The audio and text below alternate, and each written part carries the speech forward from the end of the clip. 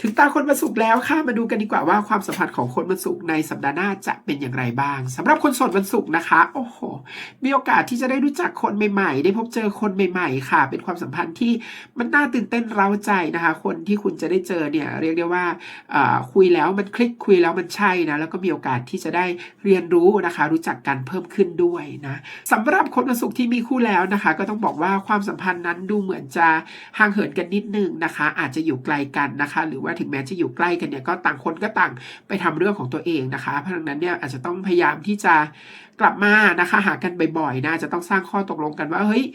โอเคกลางวันคุณไปใช้ชีวิตของคุณนะแต่กลางคืนเราต้องมาคุยกันเราต้องมาเจอกันนะอะไรอย่างเงี้ยนะคะคือเราไม่สามารถที่จะไปกำหนดให้เขาว่าเฮ้ยอย่าไปทำอย่างนั้นอย่างนี้แล้วมาอยู่กับฉันมันเป็นไปไม่ได้เนาะชีวิตคนเรามันมีเป้าหมายของตัวเองแต่ว่าเราควรจะต้องหาข้อตกลงนะคะหรือว่าคุยกันว่าเมื่อไหร่ที่